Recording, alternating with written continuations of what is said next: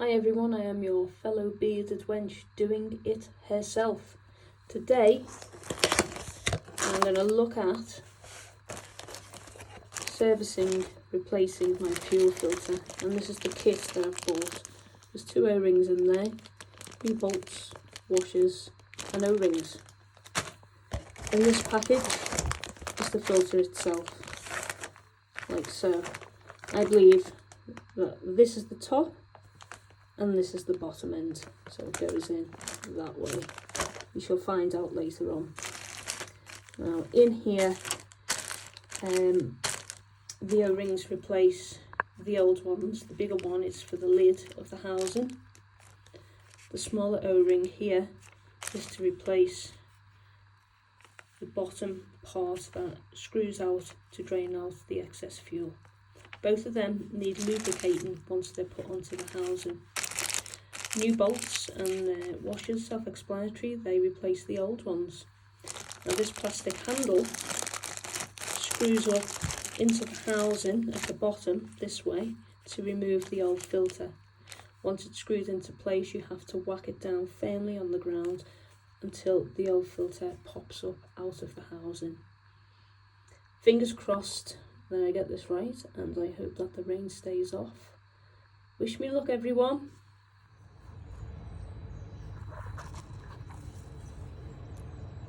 So that needs removing. These need removing.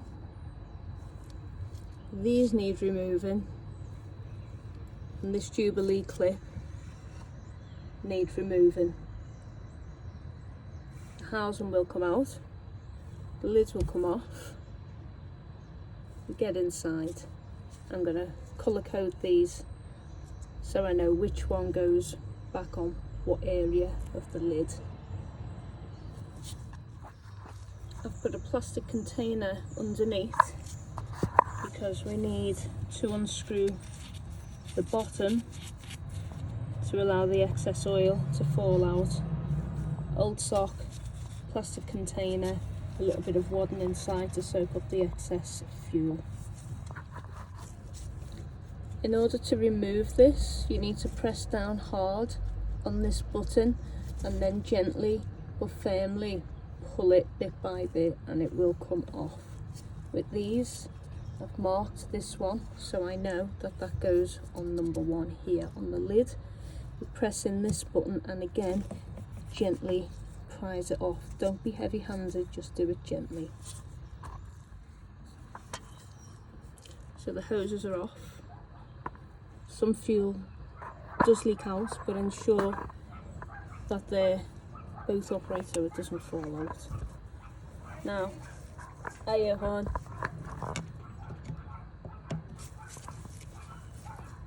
Let's take the Jubilee clip off.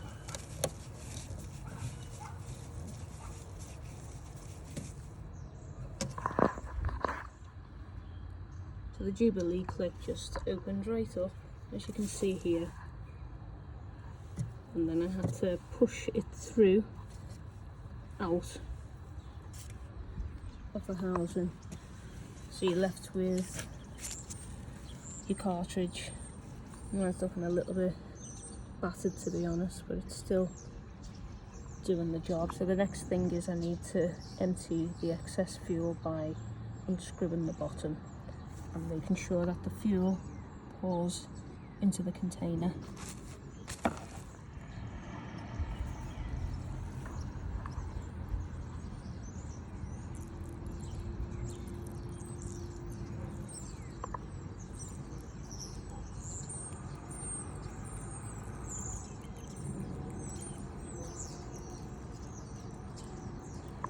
Next thing I'm going to do is remove the bolts.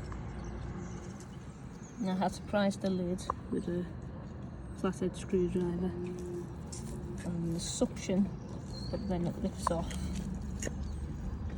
And it looks like this. Make sure this stays clean, no dust in it.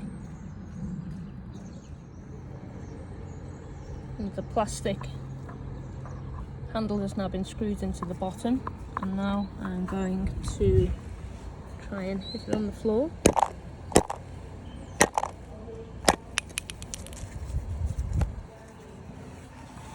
to remove it from the housing.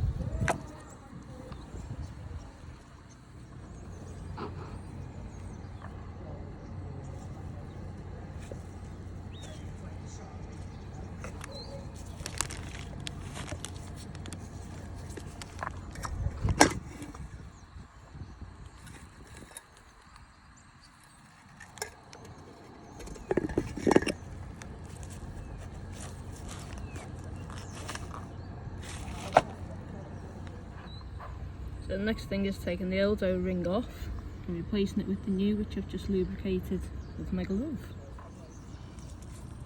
I'm now going to replace this O-ring with this one, which I am now also lubricating with my glove.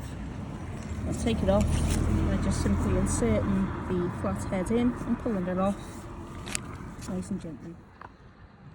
I've loosely put the drainer on the bottom, and now I'm going to start fixing the lid back on. All the O-rings have been put on. New filter in. New bolts are in. Tightens up the bottom.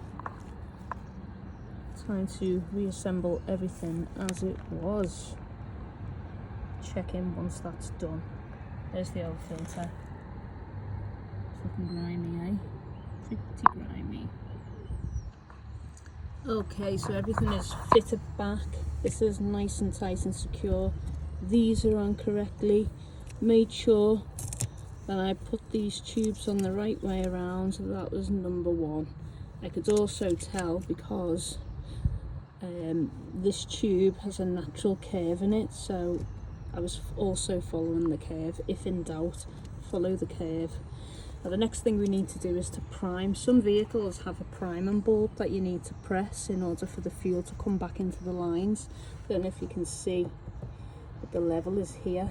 And the way we do this with this particular vehicle is you switch the ignition key on and off a couple of times and it primes. And then after a couple of goes, in theory, it should be ready to start up. So let's cross our fingers and have a go at that. So 1 click, 2 click, then turn it off. We repeat the same thing a couple of times. That's prime number 1. 1 click, 2 click, that's prime number 2. Turn it off. I'm going to do a third one.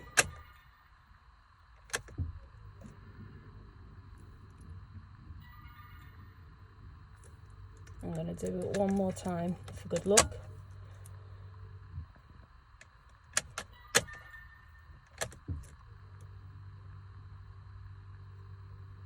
I'm going to go for it. Cross my fingers.